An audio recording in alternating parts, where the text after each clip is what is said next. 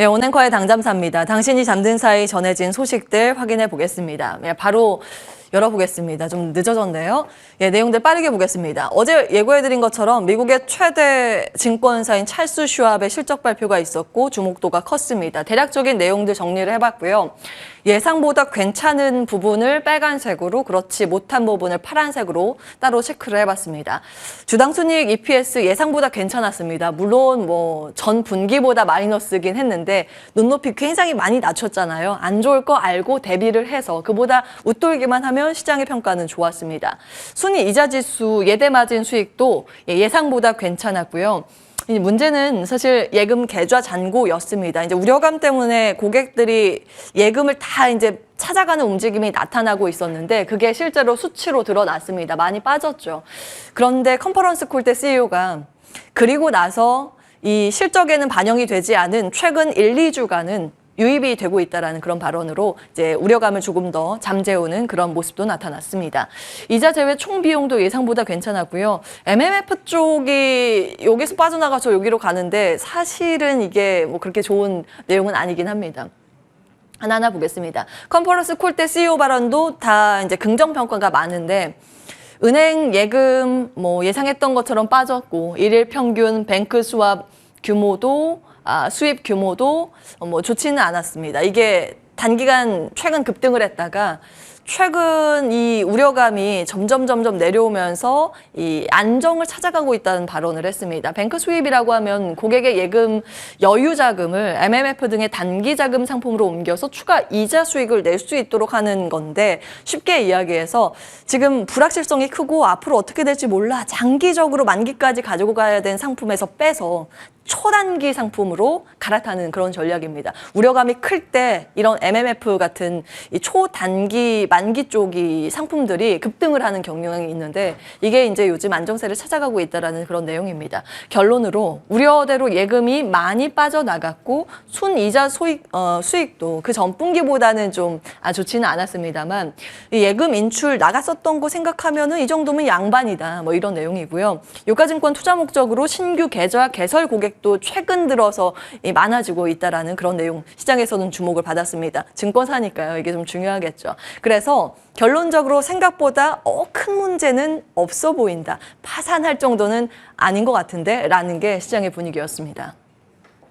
제목을 그 다음에 이제 중요한 지표가 한 개 더 있었는데 빨간 꽃, 노란 꽃, 꽃밭 가득 피어도 공장은 잘 도도네 돌아가네 라고 좀 잡아봤습니다. 뉴욕주에 있는 공장 이야기인데요. 뉴욕주 공장이 활발하게 가동이 되는지 알 수 있는 활동 지수인 뉴욕 제조업 지수가 공개가 됐습니다. 보통 이제 전반적인 산업의 분위기를 알 수 있는 ISM 구매 관리자 지수 PMI 발표하기 그 전에 나오기 때문에 주목도가 큰 편인데요. 기준선이 0입니다. 빨간 라인인데 이 0을 웃돌면 좋다. 이제 활황이다라고 평가를 하고 이 밑돌면 위축세라고 평가를 합니다.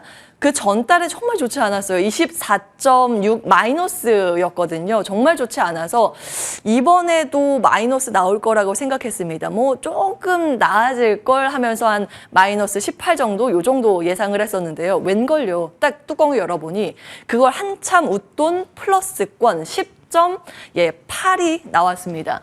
이 서프라이즈 비율 그러니까 예상했던 것보다 그 웃돈 그 규모가 역대 두 번째로 놀라운 수치였고요. 이 10.8이라는 지수는 보시면 최근 8개월 내 최고치까지 올라갔습니다. 주요 항목 중에서 눈에 띄었던 건 특히 신규 주문이었는데요. 마이너스 21에서 플러스 25로 무려 한 50포인트 정도 가까이 뛰었죠. 역대 최대 상승폭으로 공장 정말 잘 돌아간다는 걸 알 수 있습니다. 뉴욕주의 공장이 이 노래가 생각났던 게 옛날에 방직 공장이 많았었거든요. 그런데 요즘에는 그 부분을 많이 이제 화학 등이 대체를 했습니다. 의학, 케미칼 이런 쪽 공장이 뉴욕주에 많은 편인데 화학이라고 하면 경기를 좀 가늠할 수 있는 공장들이겠죠. 그래서 이렇게 잘 나오니 그러면 경기 침체에 대해서 좀 우려감을 내려도 되지 않을까 이렇게 긍정적인 측면으로 볼 수도 있겠습니다. 그런데 경기가 좋기 때문에 긴축을 조금 더 편안하게 강하게 할 수 있겠구나라고도 해석을 할 수 있습니다. 시장의 반응은요. 1번보다 이번에 주중했습니다. 이 지표가 발표되자마자 달러 인덱스는 갑자기 여기에서 이렇게 수직 상승하면서 급등을 했습니다. 금리 인상에 대한 이 가능성을 반영시켰고요. CME 페드워치상 시장 참여자들이 5월 FOMC 때 25bp 베이비 스텝 밟을 거라는 확률이 이 지표가 나오고 나서 기존의 78%에서 86.1%로 조금 더 보수적으로 올라갔습니다. 자, 이 부분이 반영된 게 장중에 이 마이너스권입니다. 물론 마이너스랑 위쪽 플러스권 변동폭이 막 그렇게 크지는 않았는데 전반적으로 종목들이 좀 빠지고 있었습니다. 특히 이제 제조업 호조 발표가 나오면서 2년물 국채 금리가 이제 4.2%로 4% 위쪽으로 안정세를 찾아가면서 사실 나스닥 지수 기술주한테는 부담되는 수치가 계속 찍히고 있는 거거든요. 그런데 그럼에도 불구하고 종목들이 모두 장 막판에 플러스 전환을 했습니다. 금융주가 거의 이 플러스 강세 흐름을 또 유지를 했기 때문인데요. 찰스 슈업이 증권사지만 포트폴리오가 거의 SBB랑 비슷하다고 말씀을 드렸습니다. 투자했던 거에 대한 우려감이 조금 누그러들자 다른 금융권의 금융주들이 강세를 보였고요. 그러면 실적 시즌이 이제 시작이 된 건데 앞으로도 실적이 잘 나오지 않을까라는 기대감으로 연결됐습니다. 그러면서 장 막판에 플러스 전환에 성공하면서 3대 지수 일제히 각각 0.3% 안팎의 강세로 마무리가 됐습니다.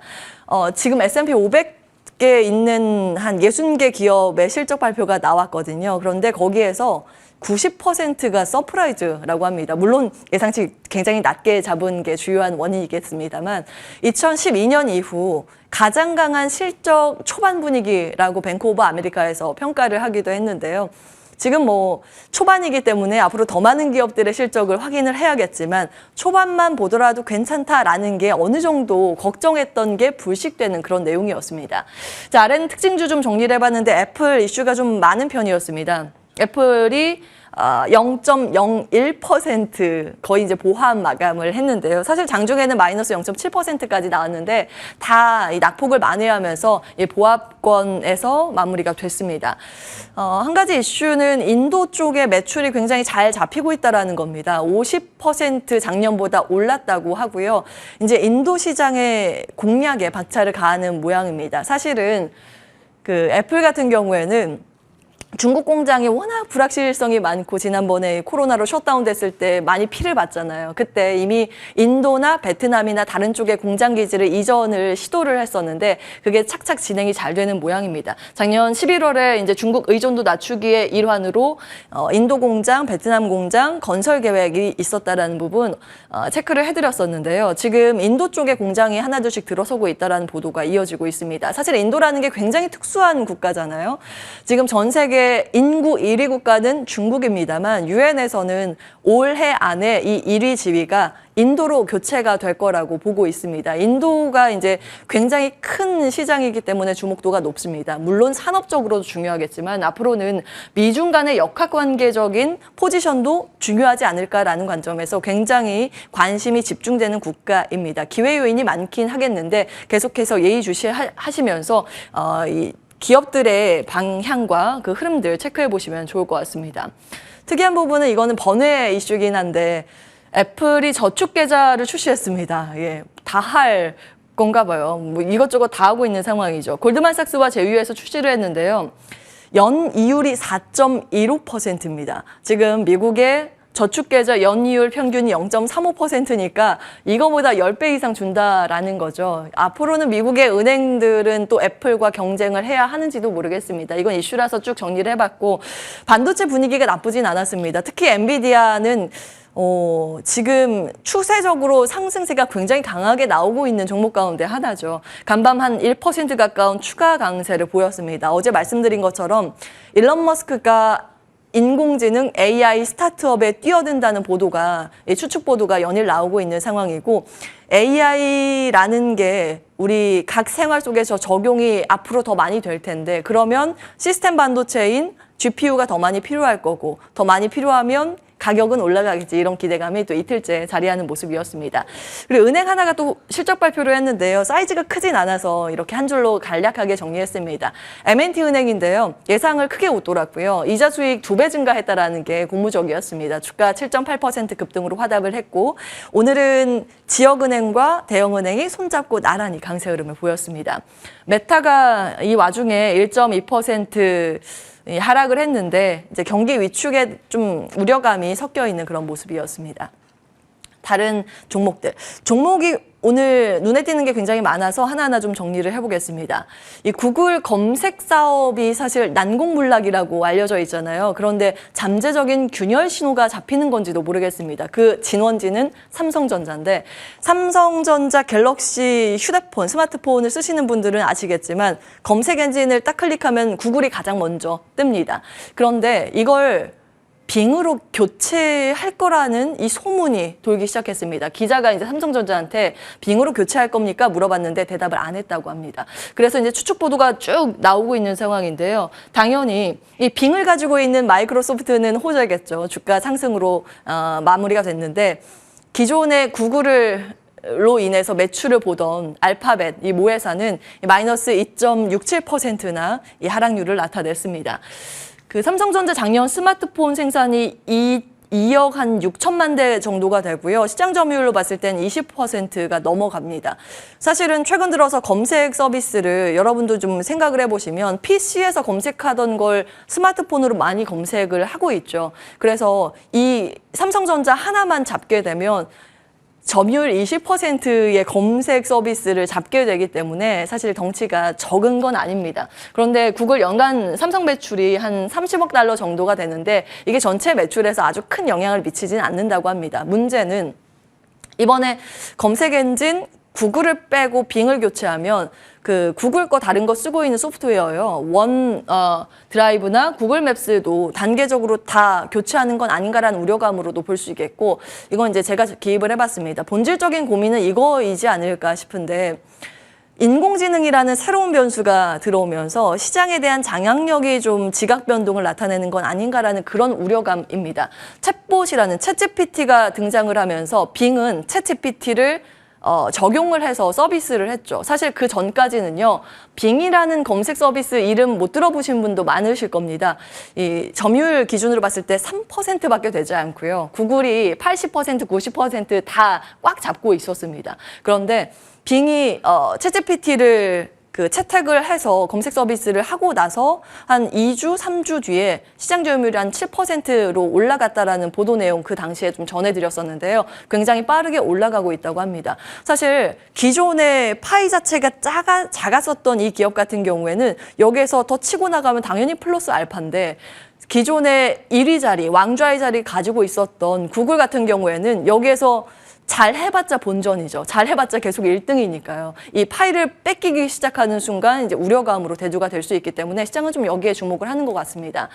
이런 패러다임이 변화하는 이 흐름상 중요한 패턴은 이렇습니다. 과거에 3월 23일에 디지털 기술 혁명이 가져온 글로벌 정보 산업의 지형 변혁을 말씀을 드렸는데 PC 인터넷에서 디지털 전자, 스마트폰 융합으로 전환이 됐을 때 이 많은 기업들이 탈락하고 새롭게 이름을 올리고 지각 변동이 크게 나타났다는 점 체크해 드렸는데요. 현재 우리는 AI와 자율주행의 패러다임의 교체의 그 딱 기로에 놓여 있습니다. 과연 어떤 기업이 새롭게 이 시장을 장악을 하게 될까요? 긴 관점에서 흥미로운 관전 포인트가 될 것 같습니다. 자, 그 밖에 특징주 조금 더 보겠습니다. 태양광과 풍력 발전 등의 신재생 에너지단이 다시 한번 크게 움직이는 모습이었습니다. 풍력은 몇몇 종목에 좀 집중돼서 움직이는 반면에 태양광 쪽은 두루두루 고른 상승세가 나타났는데요. 인페이즈 에너지가 대표적인 태양광의 대장주죠. 5%에서 투자 의견을 비중 확대로 대폭 상향 조정했습니다. 그 힘에 입어서 주가는 7.7%나 급등을 했었는데 그 대체에너지 장비지수라는 인덱스가 있는데요. 그걸로 봤을 때 뭐 간밤에 0.33% 약간 떨어지긴 했지만 그 전날 급등을 했었거든요. 그래서 그 바로 직전 고점, 역사상 신고가 거의 근처에서 마무리가 됐더라고요. 눈에 띄어서 정리를 해봤는데 결론은 이렇습니다. 인플레이션 감축 법안이라고 하는 게 본질적으로는 탄소를 줄이기 위한 법안이지 않습니까? 여기에 수혜주는 태양광과 풍력, 수소, 전기차 충전이 다 포함이 됩니다. 미국 내에서 전기차 충전 인프라에 대한 기대감도 요즘 계속되고 있는데요. 다만 이게 우리나라로 연결을 했을 때 고스란히 반영되지 않고 있다는 점은 주의가 필요해 보입니다. 우리나라 정부는 탄소 감축을 위해서 원자력을 세일즈하는 정책을 좀 하면서 한 번씩 잊을만 하면 돌아가면서 수급이 잡히기 시작했고요. 2차 전지 같은 경우에는 따로 부연 설명할 필요 없이 우리 시장의 이제 주도주겠죠. 그 이후에 이제 풍력과 태양광이 문제인데 태양광 같은 경우에는 작년에 이미 가수요, 선수요가 있었기 때문에 탄력도 측면에서 좀 아쉬운 게 사실이고요. 풍력 같은 경우에는 이제 많은 증권사에서 긍정평가를 내는 거에 비해서 주가가 아쉽기도 합니다. 이후에 방향성 계속 좀 추적 관찰은 필요해 보입니다. 그 밖에 전기차, 완성차가 손잡고 올라가는 모습이 하나의 특징이었는데 이슈 정리를 해보겠습니다. 전기차. 여기도요. 배터리 반도체처럼 미국 우선주의인데 그것도 최우선주의입니다.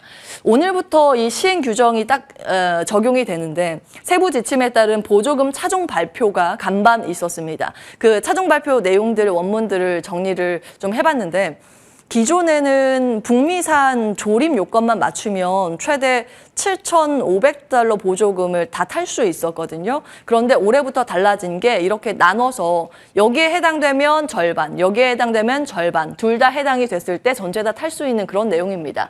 그래서 전체 보조금을 받을 수 있게 되는 차종들이 여기에 있고요. 절반 정도 보조금을 탈 수 있는 차종을 여기에 기입을 해봤습니다. 딱 한 가지 특징이 눈에 띄시죠? 다른 국가 없습니다. 미국 차량만 여기에 들어가 있습니다. 현대차, 기아 빠졌고요. 폭스바겐, BMW, 닛산, 아우디, 리비안, 볼보 모두 빠졌습니다. 우리나라뿐만이 아니라 독일, 일본 등 다 제외가 됐는데 사실은 이제 요건만 맞춰서 다시 신청을 하면 보조금 탈 수 있다라고 정부에선 이야기하고 있습니다. 우리나라 제네시스 V70이 원래는 이제 보조금 탔었던 건데 이번에 탈락을 했거든요. 중국 배터리 싣고 있죠. 아마 미국 쪽으로 돌려서 다시 신청을 하지 않을까 싶기는 한데 이런 걸 보면 정말 최근 들어서 이 한 가지의 특징입니다. 미국 우선주의가 좀 크게 나타난 것도 일면 사실이죠. 배터리, 반도체, 자동차, 전기차까지 해서 우리나라 다 이제 공장 지어주고 하고 있는데 이러려고 투자를 하는가 자괴감도 들 것 같습니다. 내용들 일단 좀 체크를 해보시기 바라겠고요. 자리 옮겨서 전략적인 측면도 조금 더 고민을 해보겠습니다. 사실 이거 어제 준비를 했는데 시간상 좀 못 갔던 부분입니다. 큰 그림 그리시는 분들 참고해보시라고 가지고 왔는데요. 주가는 우려와 경고의 벽을 타는 속성을 가지고 있죠. 특히 이것은 분기 전반부에 극대화돼서 반영이 됩니다. 보시면 최근 1년간의 코스피 차트인데요. 분기가 여기에서 여기가 이제 한 개의 분기인데 딱 중간을 기점으로 앞부분은 올라갔고 뒷부분이 떨어졌습니다. 올라갔다가 떨어지고 이게 세 개 분기 연속 반복이 됐는데 현재 여기에 위치해 있습니다. 올라가는 이제 초입 국면이죠. 사실 이제 하단 라인이 점차적으로 좀 올라가면서 이 고가 부분이 굉장히 많이 올라가 있는 것을 확인해 보실 수 있습니다. 이럴 때는 또 보조 지표들을 같이 활용해 보는 방안도 눈에 띄는데 ADR이라고 예전에 이제 한 번씩 체크를 해드린 지표입니다. 기술적 지표인데요. 기준선이 120%죠. 120%를 웃돌면 과매수, 보통 과열이라고 일컬어지고 이 아래쪽이 이제 과매도, 이제 저점이라고 일컬어지는 인식되는 그런 차트입니다. 보시면 최근 들어서 이 저점을 딛고 꽤 빨리 올라가면서 거의 이제 과매수 영역 근처, 120% 근처로 달려가고 있습니다. 보통 이쪽이 되면 과열이 돼서 좀 쉬어간다라고 여겨지긴 한데 최근 좀 특이한 게 이 120% 웃돌고 좀 더 한참 올라가는 측면도 있기 때문에 그런 것들 같이 감안하시면서 대응 전략 세우시면 되겠습니다. 광물자원 민족주의 시대 워런 버핏의 행보라고 정리를 해봤는데요. 오마의 현인 워런 버핏이 어떤 종목을 사고 파는지 늘 관심의 대상이잖아요. 최근 들어서는 TSMC 주식을 팔고 일본의 상사 기업의 비중을 조금씩 올려가고 있다라는 보도가 잇따르고 있습니다. 5개 상사 기업들이고요. 원래는 2020년 처음 투자를 했을 때 9.9%까지 각 지분율을 올리겠다라는 계획도 언급을 하긴 했습니다. 이번에 6.5%에서 7.4%로 추가 매입을 했었는데 이 계획대로 만약에 시행이 된다면 룸이 조금 남아있는 상황이죠. 이 시사점이 무엇인가를 좀 봐야겠습니다. 사실은 2020년 때 코로나 충격이 오면서 모든 이 생산 기지가 문을 닫지 않았습니까? 쇼티지 현상이 나오면서 원자재 가격이 다 급등을 했습니다. 그래서 그때는 아마 이 상사 기업에 투자한 건 인플레 시대 원자재 투자를 상징하는 거 아닌가라고 추측을 했었는데요. 지금은 그때와는 다르죠. 그 당시보다는 원자재 가격이 다 어느 정도 하향 안정화를 보이고 있는 상황입니다. 그러면 무엇에 지금 추가적으로 투자를 하고 있는가 두 가지 정도는 생각해 볼 수 있습니다. 인플레 시대의 원자재 장기 접근을 의미한다고도 볼 수 있습니다. 지금 당장은 인플레가 꺾인 것처럼 보이지만 장기적으로 봤을 때는 인플레 여전히 고착화될 것이라고 본 것으로 해석을 해볼 수 있는데요. 시장은 이번에 더 집중을 하고 있는 것 같습니다. 최근 일부 이 정부와 상사 기업이 광물 자원의 투자 확대를 하고 있는 상황입니다. 정부가 얼마 전에 발표한 내용이고요. 일본 기업은 다음 그래프를 통해서 확인을 할 수 있는데 다음에 이 내용을 좀 가야겠습니다. 시간상 오늘은 여기까지 하고요. 일본 상사 기업이 광물 쪽에 비중 확대를 하고 있는데 그와 맞닿아 있는 기업이 우리나라는 포스코 그룹이 될 것 같습니다. 이 부분은 내일 당잠사를 통해서 다시 한번 정리해드리겠습니다. 오늘은 여기까지 합니다.